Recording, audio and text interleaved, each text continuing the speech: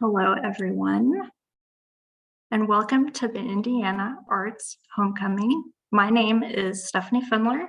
I'm the Executive Assistant with the Indiana Arts Commission, and I'm pleased to welcome you to Moving Parts and Pieces, How Artists and Students Create Public Art Together. Today's session will be led by Adam Nahas with Artisan Alley, as well as James Tanford, also with Artisan Alley. We also have guests, Bridget Anderson, who's with Patronicity, Rochelle Brown, who is an artist, educator, and counselor, and Corey Hawkins, who is a program specialist with the Banneker Community Center. Before I turn it over to them, I'm just going to go over a few housekeeping rules. Not rules, but best practices. Please remain muted during the presentation until the Q&A so we can give our full attention to today's presenters. Feel free to utilize the chat function to introduce yourself and ask questions throughout the session. If you would like to rename yourself in Zoom, you can do so by hovering over your image, clicking the three dots and selecting Rename. Captioning is also available during the session and throughout the conference. You can turn captions on by clicking the closed caption button in the bottom navigation bar. If you have any questions or tech issues throughout the session, please feel free to send me a direct message in the chat. And with that, I am turning it over to our presenters to get started.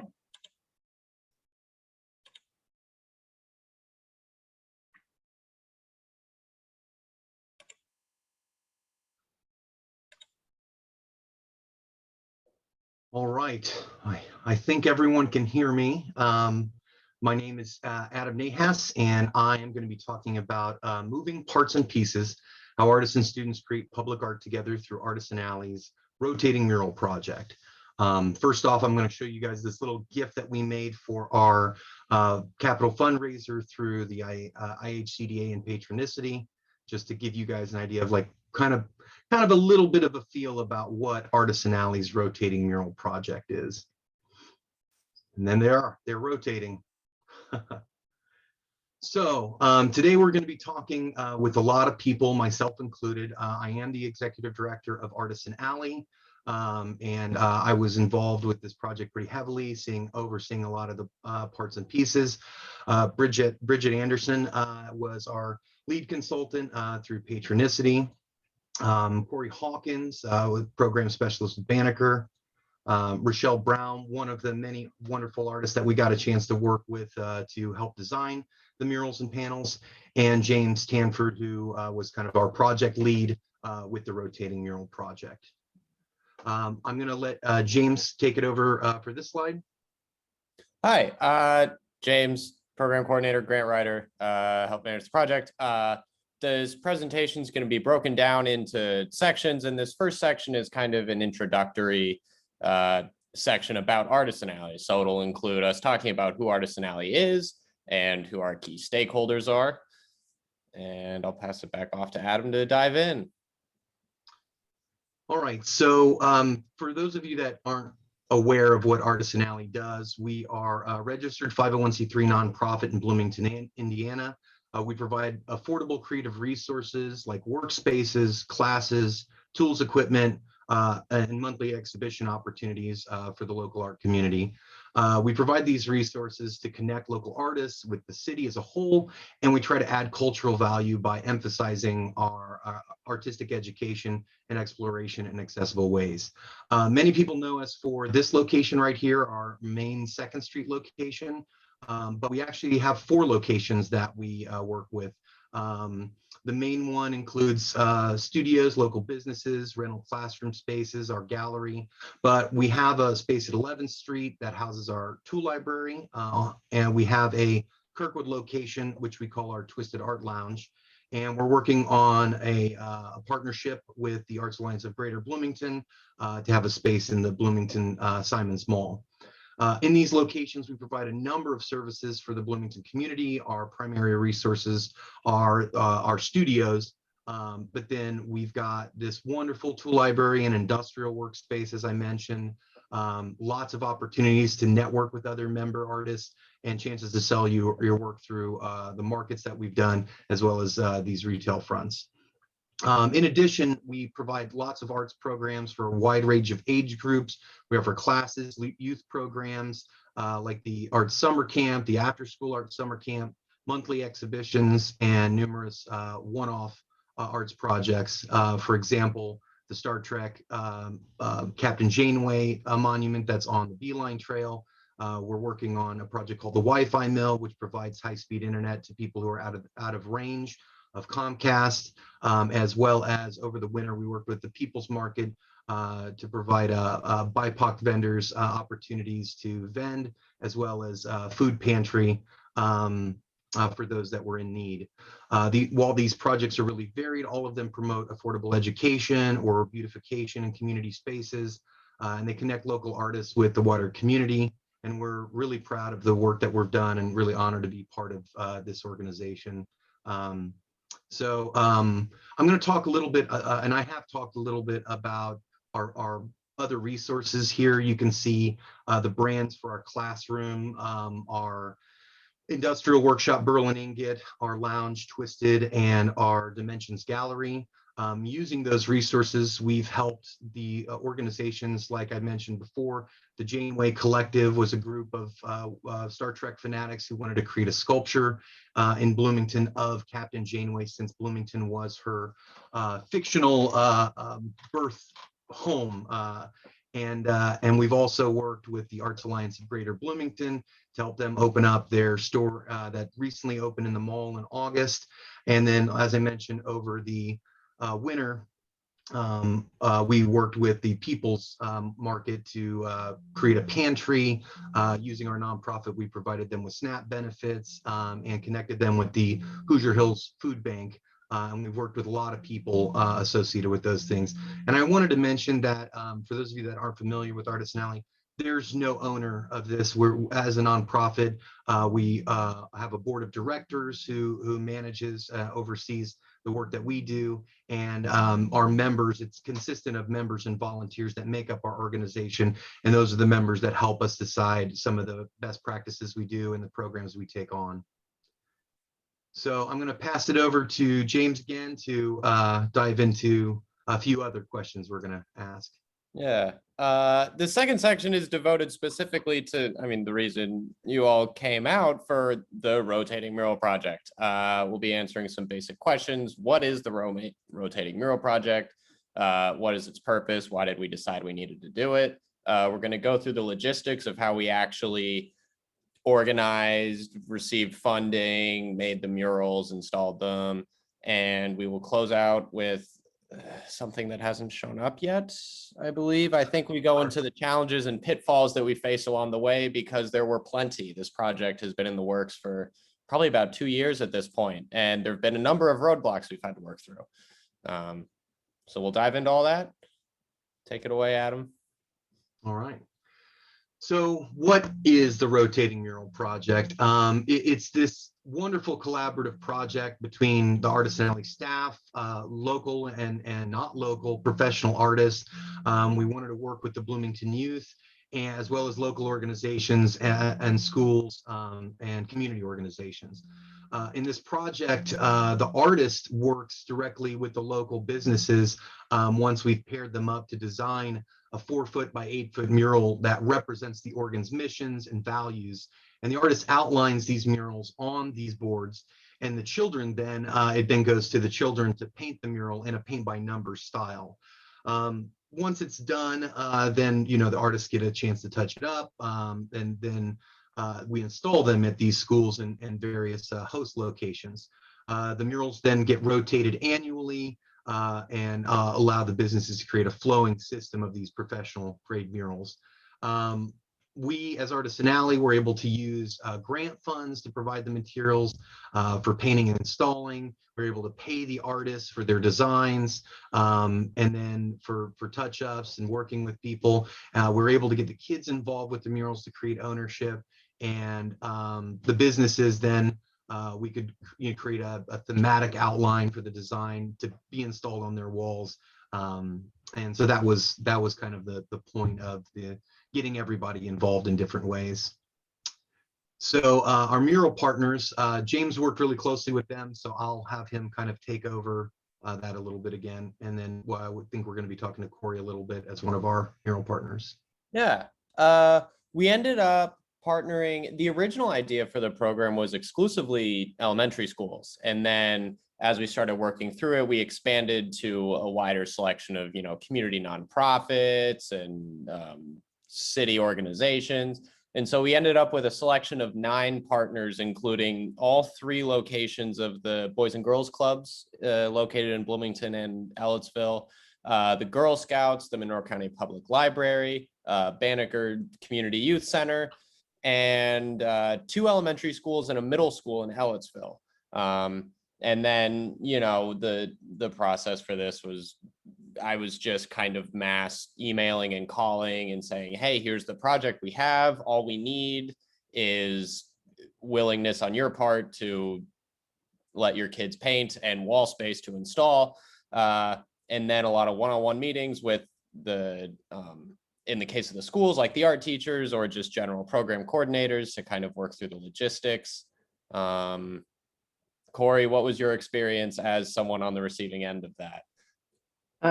Yeah, so I worked at the Banneker Community Center and we had wall space and we had a summer camp, both a K through 6th grade and a teen summer camp. And so we were able to sort of partner with Artisan Alley to bring in Rochelle.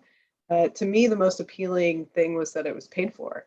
It was a packaged activity. It had a goal in mind. We really wanted to help the values of the community center resonate with our students, but also the idea of connecting youth at our center to youth across Bloomington. And I really liked that that kind of rotating piece of it too. Not being a school, not being a neighborhood organization, we bring kids in from all over the city. And so having them come to summer camp and then go out to their school, maybe they would see another mural, maybe they would go to the library and see another mural, and they would know that they had a hand in one of these pieces of art around town. Mm-hmm. Thank you, Corey. Appreciate that. So, what was really the goal behind all this? What was its purpose? We knew when we started this that COVID was just a brand new thing. So we had to find a way to move away from our normal in-house programming and find ways of reaching out in the community. And we thought, beautification was one of the easiest ways to do it, because that could be outside, it could be remote, it doesn't have to happen within our walls, within the confines of a single room. So we needed to find a way to separate out all of these groups that were, not necessarily overlapping outside of this project, and find ways to transition between them. But yes, definitely to beautify the communal space, any kind of spaces that were devoid of art was one of the main purposes. And then, as I said, we were physically having to be separated from people. So this was an effort by rotating these things to bring all of these paintings in full circle, literally, to combine these schools, these kids, these artists, the businesses that helped out, all in a way that would keep them safe, but would still unify them, both not just through the mission and the value of the schools, not just with the design of the artist or the actual experience of the children, but in so many other ways too, because they get an opportunity not just to see their own piece in the making or their own piece installed, but every year from this point on until we get a full rotation, 12 years, everybody will get a chance to experience what everybody else created during this COVID time, which I thought was a really interesting way to connect people.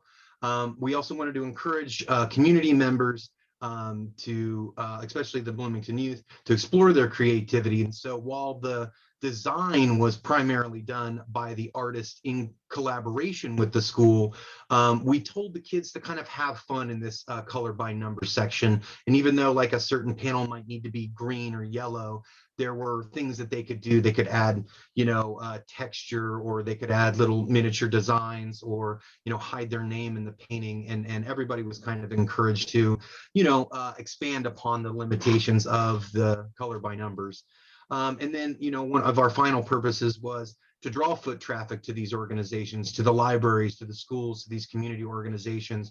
As every year we will be rotating them, and we're almost complete with, we're getting ready to start the installation of these pieces. So we'll have these, unveiling events to gather people together. And then, like I said, with each rotation, we hope that each school and organization will re-highlight the artists and the students that were a part of each one of those murals.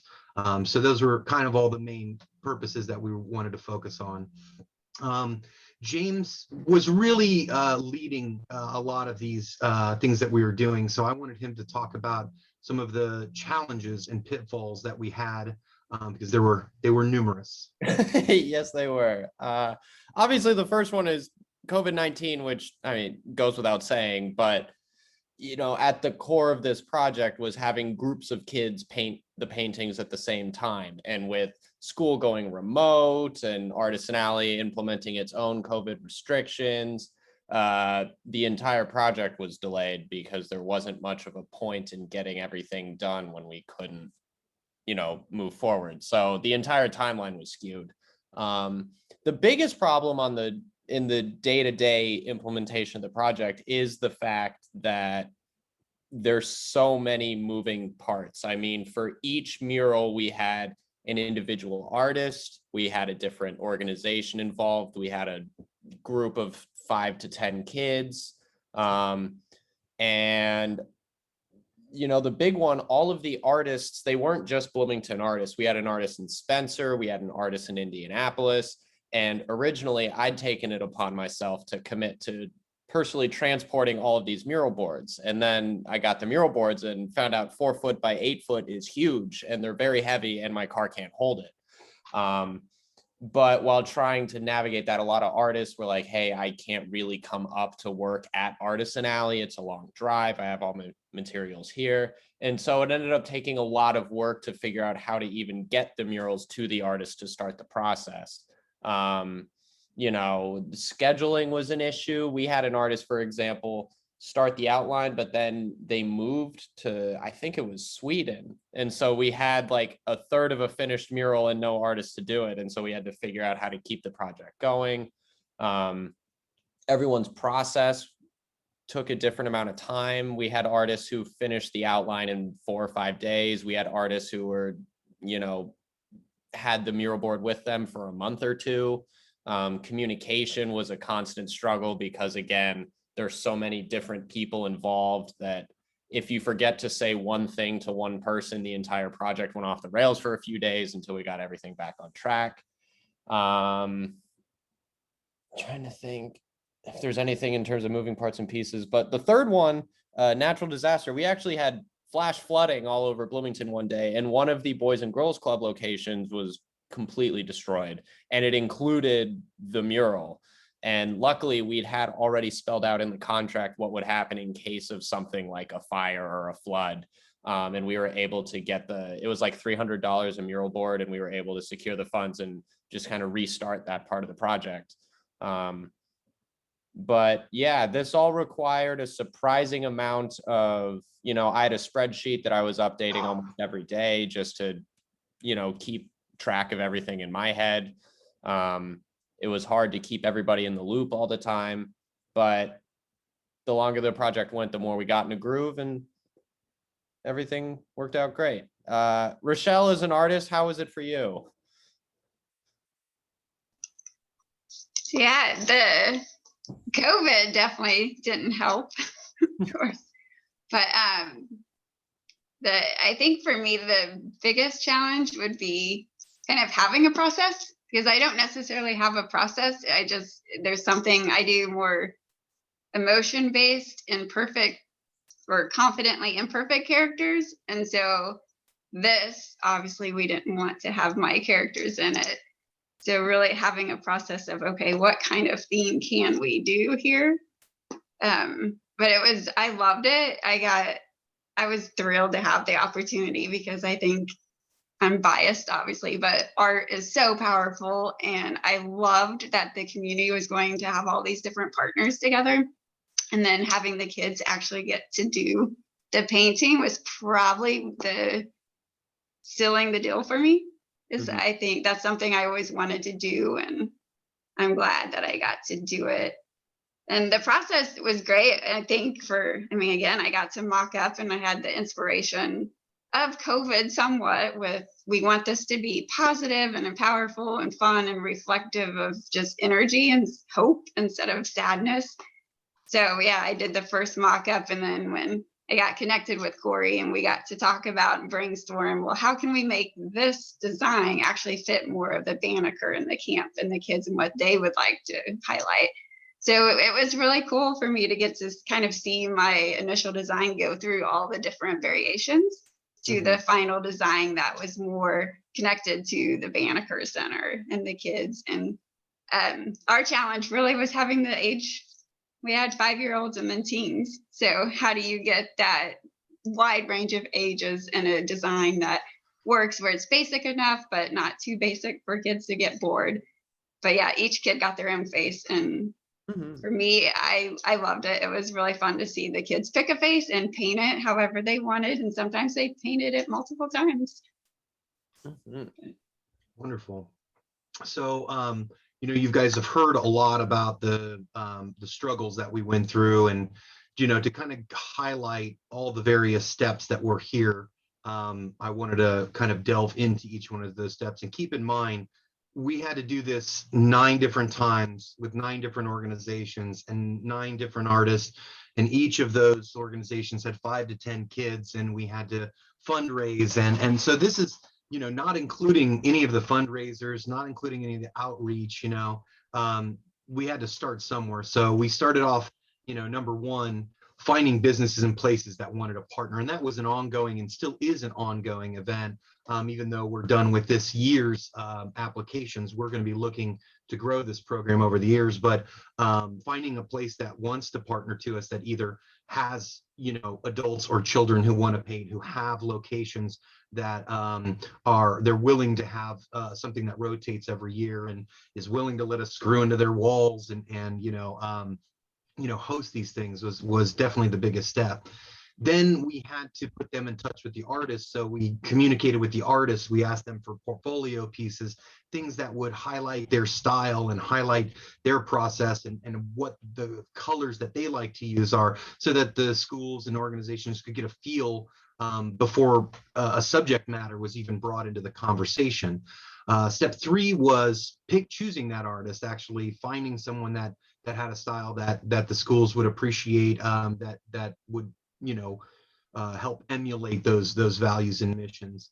Step 4, we put the organizations in contact with each other. We started the dialogue about what we actually need from them, what those values were, how we were going to be able to turn the word like equality and equity into an image, or safety or hope into an image, and that was definitely, I think, one of the harder things that had to do with this process.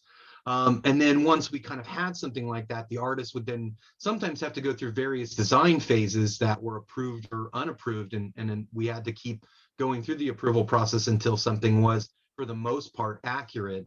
So that was step 5. And then once they were approved in step 6, we would take those 4x8 murals to Artisan Alley or to the artists' homes, where they could then begin the outlining process. And there was some communication about that, because we wanted to make sure that the artist would get it ready for the next stage, which is having the kids paint it after we delivered it. So they had to prime the different areas with colors to be like, okay, this area is green, this area is yellow. And then step 7, we then delivered them, like James said, sometimes 60 plus miles back to the host organization for step 8, which is the kids or adults or individuals painting it and filling all the colors in.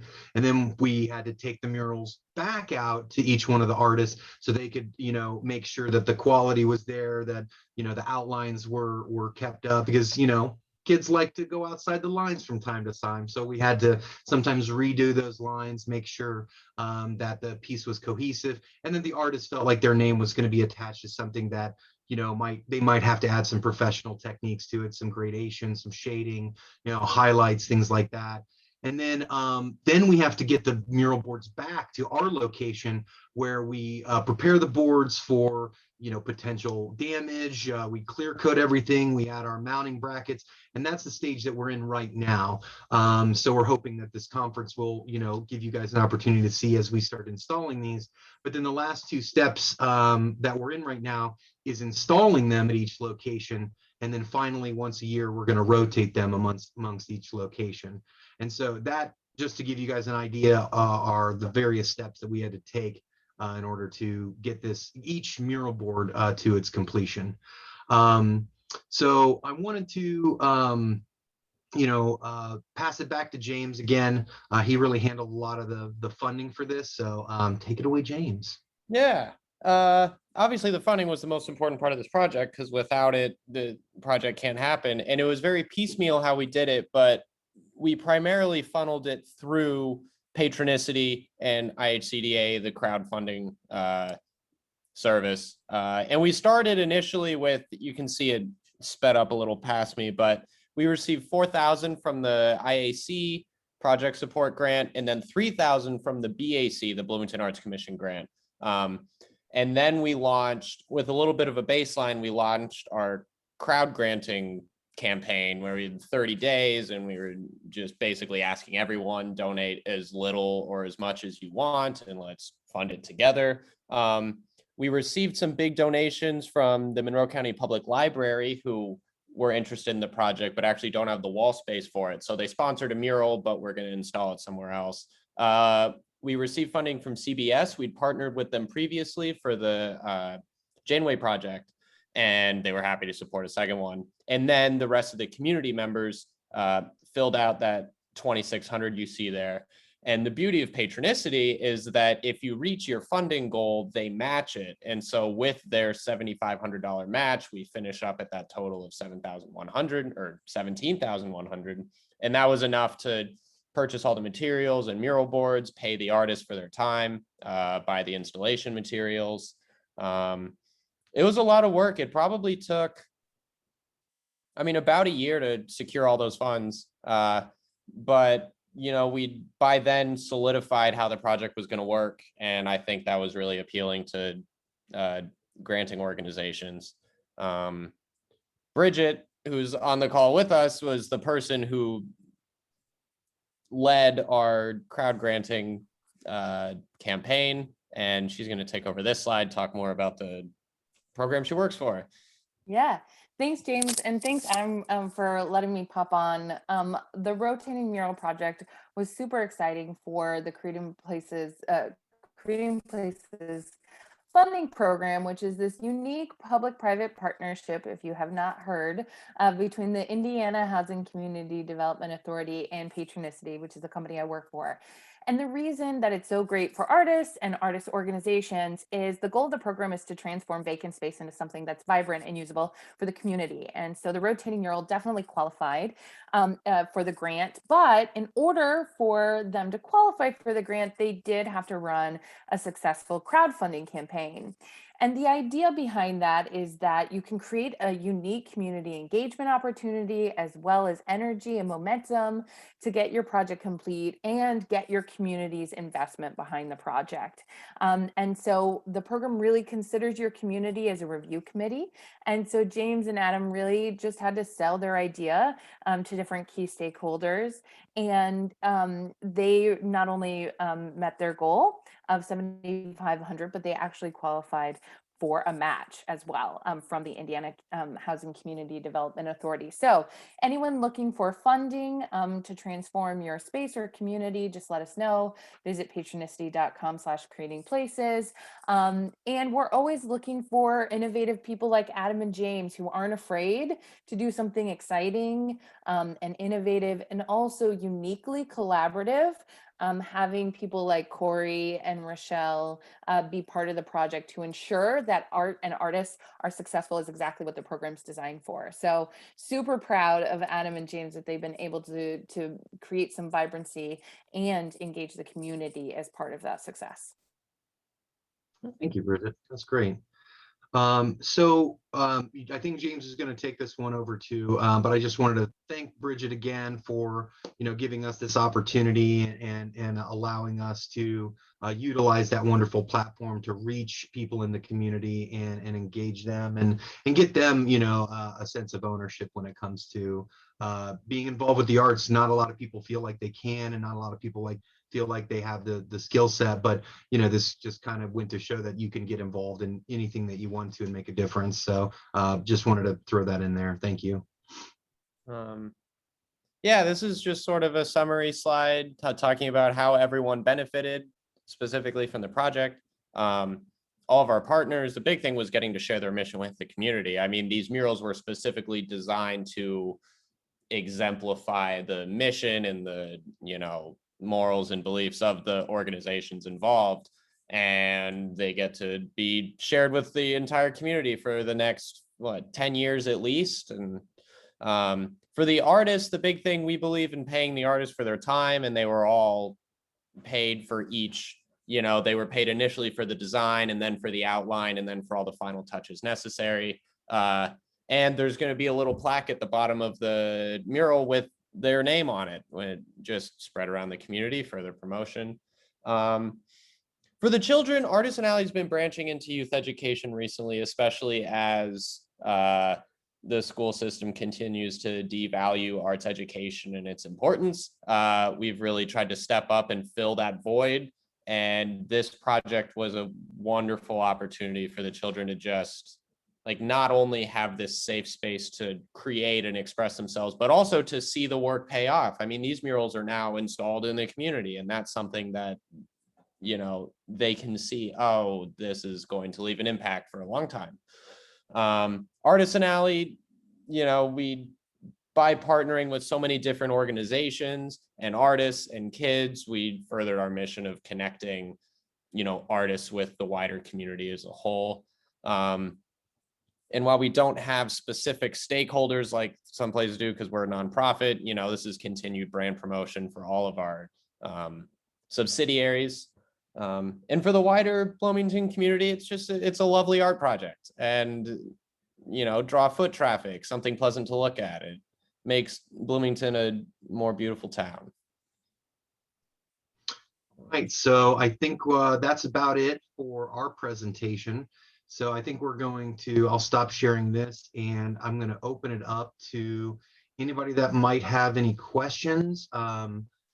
Let's see, we've got a couple of messages in. Let's see if there's any. Feel free if you guys want to send any chats through. And I believe Steph will give you guys the opportunity to speak a little bit. I think you can also raise your hand. I believe that's an option.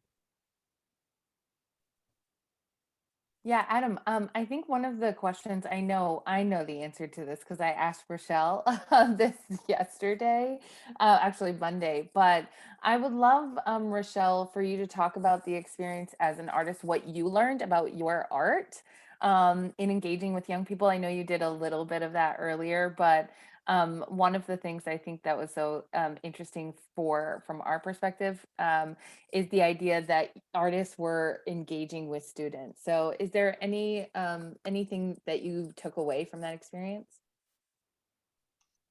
Sure. Well, I have the benefit of having the background in education and counseling, so I'm familiar with working with kids.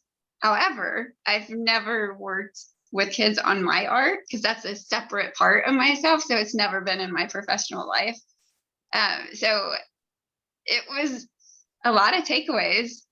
Just super fun. Like, I really love seeing kids and people in general get to do art, especially because it's something like you mentioned, James, where schools are leaning away from that. So just being able to see them pick any colors, because what we did, we had each kid get to pick their own face to paint. And yeah, we had eyes and nose and mouths on there, but they could paint it however they wanted. So some went really elaborate, some went really basic, but they could paint any color. And just seeing them like, I want this color, I want this color, I want, and coming back, and then they would paint, and they're like, now I want this color. So getting to see them express themselves in that safe space was the best takeaway. In terms of my own art, it was probably the takeaway of being able to still have your style, but it's not your style, because it's not going to be like, for me, I am more of that just kind of crazy character. And we didn't want that. We wanted something very neutral for kids to be able to create their own with it. But you still have an image in your mind. You still have that mock-up of the design of what it's going to look like. And then once the kids are let loose, you're like, oh, we want it to be open, and we say, do what you want to do. But it's like, you just covered the entire face with one color.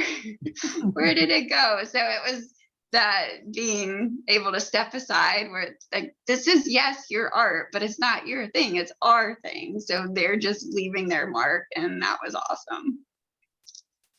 And you guys can kind of see in the background of her slide, one of her little guys that are sideways saying hello. I don't know if you want to show that off at all, but that's very much Rochelle's design. She actually did a mural on the side of one of our buildings, which we called them, I think, candy monsters. They were like these wonderful, playful, colorful little creatures that are walking around with huge piece of candy, just biting into it and throwing it around and pulling the wrappers off, which we thought that was just another great, colorful mural. And then Rochelle's also been involved. We're working with the Bloomington Piano Project as well, which you guys might start to see soon. We're going to be installing painted pianos all over Bloomington, and Rochelle was also one of the artists that was selected to paint one of those pianos. And so, we really appreciate her talent and her style, and making sure that gets seen out there. And I really appreciate you. I mean, Artisan Alley's been amazing. Thank you. They've really helped the art community, I think. So we thank you again. We've got a couple of questions popping in. Was there a lot of interest by artists? Was it hard to select? And this is messages from Gretchen McGuire. Actually, we had Artisan Alley is made up of members, but specifically painters, we don't have like a large resource for one specific art. So we had to look outward and advertise and try to find people who wanted to paint and wanted to, show off and show their work and present their portfolios and had that stuff ready to go. So we ran into issues finding enough artists, to be honest, that who had a portfolio that they could share, that was willing to work for the pay that we had, who was willing to allow other people to paint on their piece. Every artist is different, and every artist is at different stages in their lives, but we definitely wanted to go with people who could manage this project. We even had a young girl apply, and we had no age restriction on the application. So I believe, James, do you remember her age? I feel like she's like 12.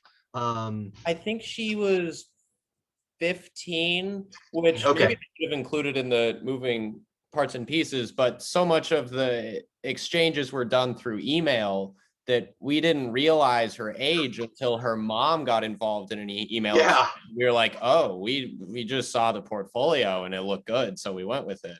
I can also chime in a little bit in terms of selection. We ended up with a few extra artists, but what I started doing originally, I was just assigning an artist to organization and then having them figure it out. But about halfway through, I started switching, and I just sent all of the available portfolios to community reps and said, pick your favorite portfolio, we'll put you in touch with that artist. And that helped because there was some issues early on with an artist would propose a design and the community member would be like, that doesn't, I'm not a fan of that design. It doesn't really fit what we're going for here. And so it helped eliminate some of that and made the selection process a little bit easier. But yeah, the second part of the question was it hard to select? And yeah, I think, James touched on it a little bit. Depending on the strength of the portfolio, the different schools and organizations, like you said, in the beginning, when we didn't have a whole list of portfolios ready to go, it was tough. We would get no, we would be like, no, that is not quite our thing. This isn't quite our thing. But yeah, as the process got further and further in, we had to communicate with some of the schools. It's like, well, this is just their style. This is just an example of something they could do. This isn't necessarily what they're going to do for you, but it's just kind of where they're at artistically. So that doesn't necessarily mean that they couldn't still exemplify the values that you wanted muraled. So, but yeah, it was a difficult process for sure. I hope that answers that question. Something to add? Yeah, we came in as the Banneker Community Center kind of in the middle. And so we did get the opportunity. James sent over, I think, 3 or 4 different portfolios that, we had a couple of staff who pulled them all up and had everybody kind of vote really quickly. And we knew Rochelle and we knew her work. And so that, we thought we sort of started with a very general list of values that the community center has had for about 50 years. So you can imagine like fairness and trustworthiness, like the very generic. And so as we narrowed down like what we wanted the theme of the panel to be, which really came about to be like celebrating uniqueness, Rochelle ended up being the perfect artist. And she alluded to a little bit that we knew we had about 40, 50 students that would be involved. And so we did outlines of faces, and each face was unique. It had a different set of eyeballs, a different nose, a different mouth. And so we started with the youngest age group and moved up to the older age groups. And they got to like kind of go in and find a face that they felt like emulated themselves and decorated in that own way. And so really empowering them to find themselves in the work, I think was really, it really sealed the deal for the partnership. And Rochelle was really great about working with that vision. But ultimately, I think the kids that participated in it, they figured out what they wanted to do and there's no stopping them. Thank you for sharing. So we have another follow-up question to Gretchen's, which was, how did we promote the opportunity to artists? As Artisan Alley, we're a nonprofit, and we're a smaller nonprofit for sure, when compared to groups like Boys and Girls Club, who have national and multiple locations in every state, And so we have a limited advertising budget. So we primarily advertise on our website, on our newsletter, on our Facebook page, as well as through some community calendars that were free and available. But we didn't have a lot of money to throw behind the advertisement side of it, because it was all reserved for the artists and the materials and all the chemicals or clear coat and all the things that actually went into the program itself. However, the patronicity fundraiser was a massive part of that, in letting people know that it was there, and we would ask people to reach out to us as well before and after the fundraising event. But those are pretty much our biggest efforts to kind of reach out into the community, as well as like talking to the schools and trying to see if the schools would also reshare some of our posts and things of that nature. So. The next question is, could you speak more about the design process? How did you come up with the themes? Who was making the final call? Again, it was massively collaborative, and thank you for the question, Lisa. Massively collaborative. We knew that the schools may not have much of an input, although we were connected with some of the art teachers who had a very specific idea about what they wanted. But most of the organizations just wanted to make sure that like I said, those values were in there. And so I think the design process was really, it came down to the artist really trying to utilize those words and what they were comfortable with in their style to create some proposals for those schools. As our artists on the panel, Rochelle, I don't know if you want to speak a little bit more about your design process specifically, but I think, as far as I'm concerned, it was massively collaborative, but really that initial mock-up, it came down to the artists. Yeah, I can say that's how I approached it. It was just a very basic theme of taking into consideration this is for kids, for schools. We didn't know at the time, the first mock-up, it could be a community center as well. So that was where my head was going. And so, yeah, I wanted it to be something fun and kind of big and bright for kids with hopeness. And that's what I started with. And then, yeah, we kind of went, when I got to work with Corey, that's when the design really started forming, because we wanted to make sure that we got the Banneker, their identity in there for the kids. And so, yeah, I wish I would have brought like the original sketch and then what it came out to, because it's totally different, but it's still kind of the same in a way. But yeah, so that was how I did it with Corey. So really, and I think that's probably the final call, I would say, really it was you, Corey, I think. Yeah, I mean, I think, I sort of made the final call of the specific words I wanted to be included and how many faces we included.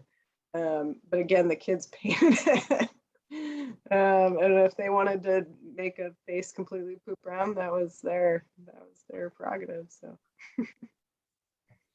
So yeah, I mean, as far as, I agree. I think the school really had the final say in the proposed design, but I think every step after that too, like I said before, I think everybody had their chance to put their final touches on it. The kids definitely, had the guidance from the artist in the schools to have this outline to guide them a little bit. But yeah, the kids had their own minds made up sometimes about what they wanted to do.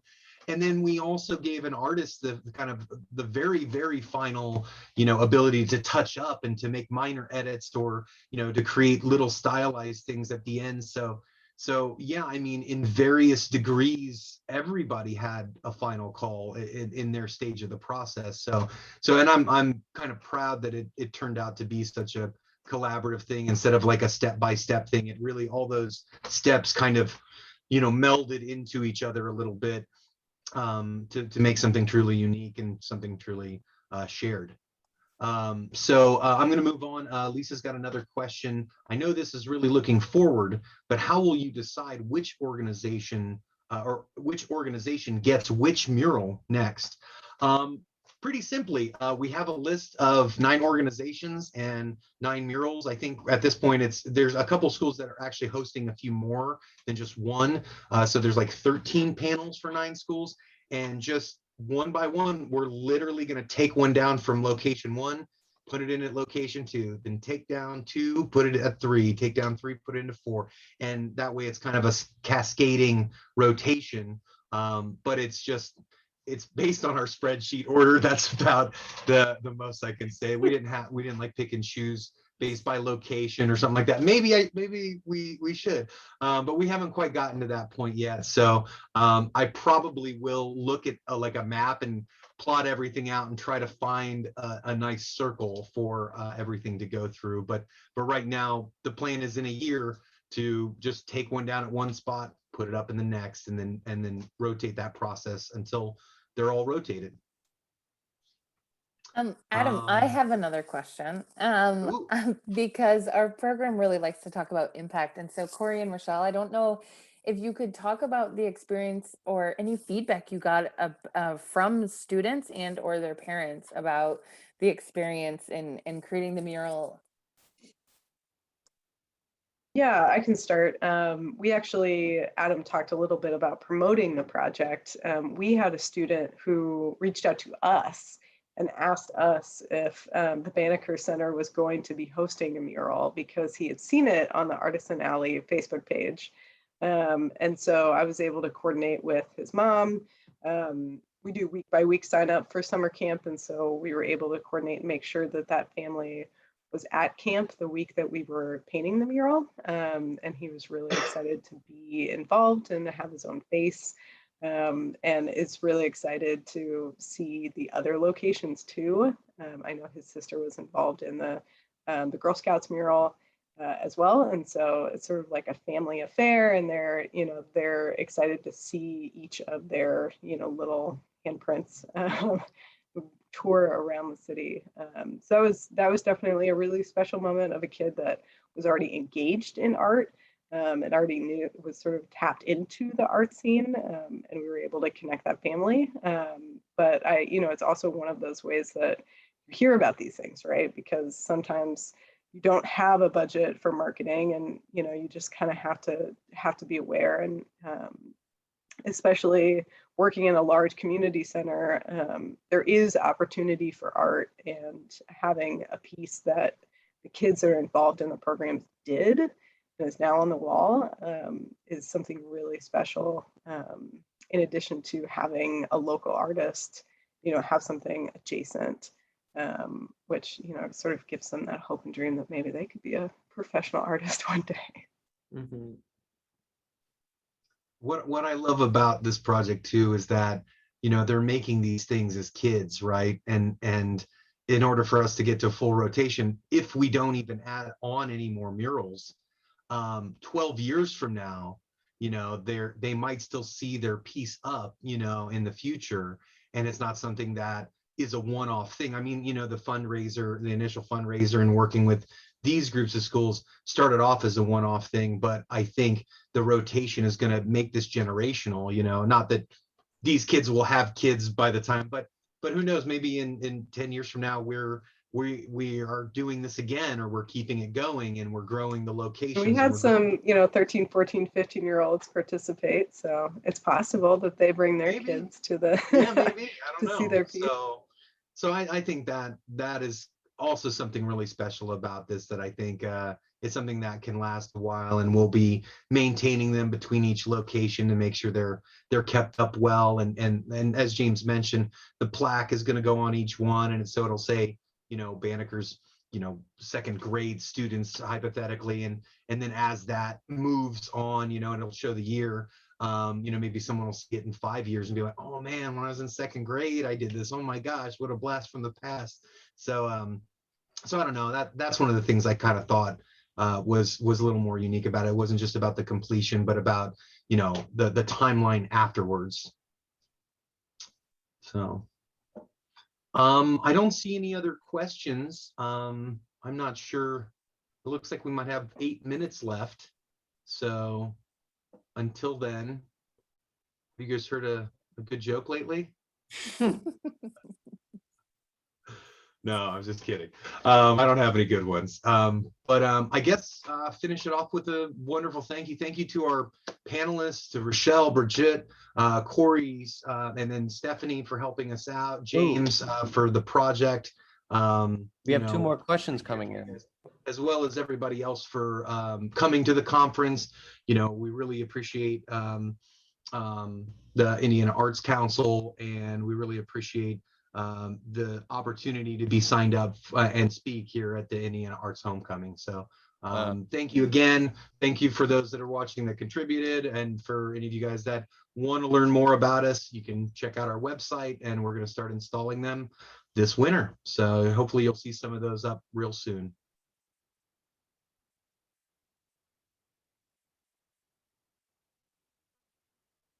That's all I got.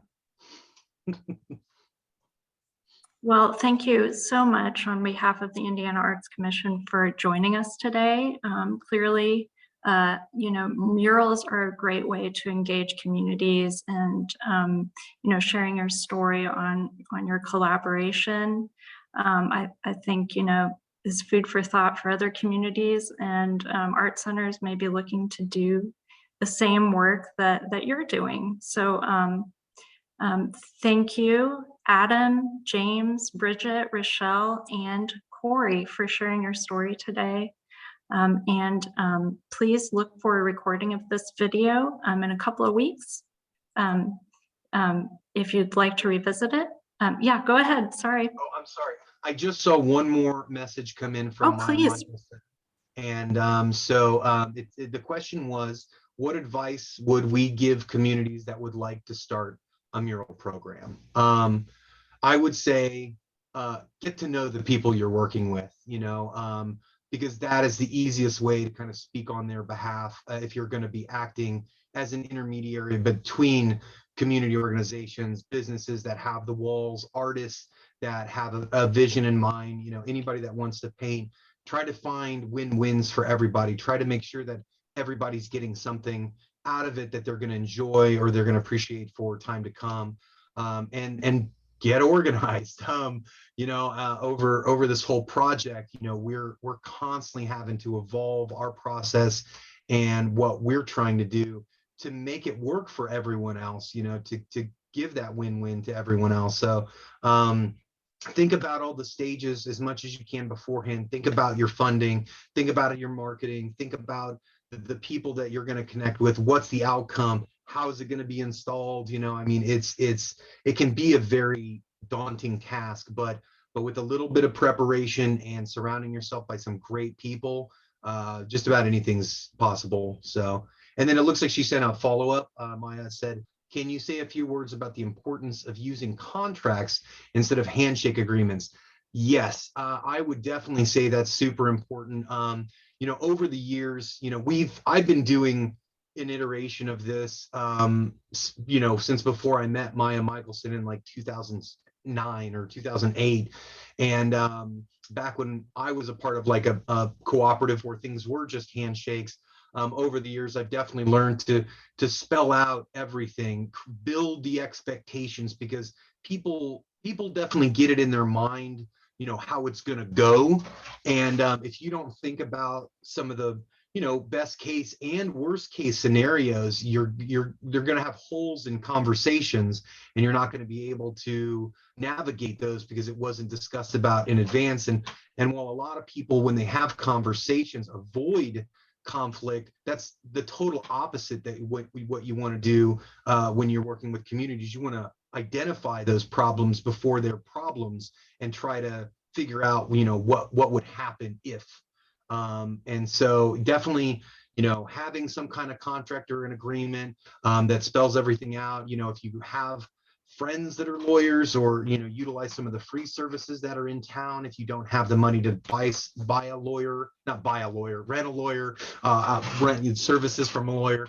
But yeah, always have those things double checked too, because perspective is amazing. And if you can get outside of your own world and outside of your own idea of how it's going to go and kind of see things from other people's perspectives, you can get a better idea of where they're coming from and what they need to get out of it, and the considerations they have to, go through in order to complete some of these tasks. So definitely,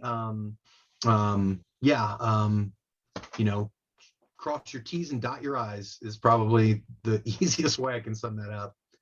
And then there's another question. Can you share images of the murals with us? I'll open up our Google Drive and I'll see if I can't share some of that. Give me 1 second while I play with that.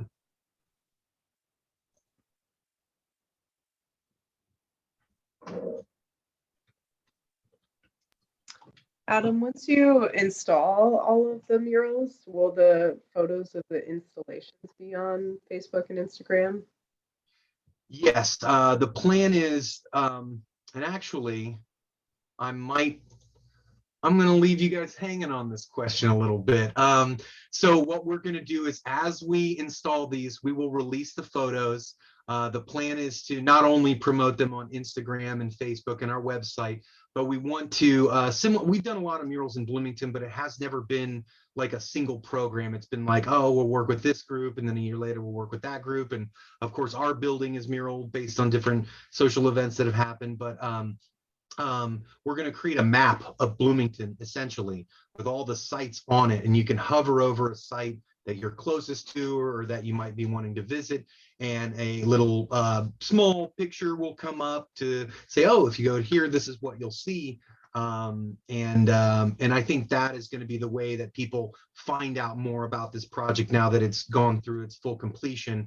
And then from that point on, I'll just have to rotate the images, but the locations will be the same that from that point on as we rotate stuff. So definitely, you know, it'll be under our projects page on our website, but we'll get more of that information pulled up for you guys as they get installed.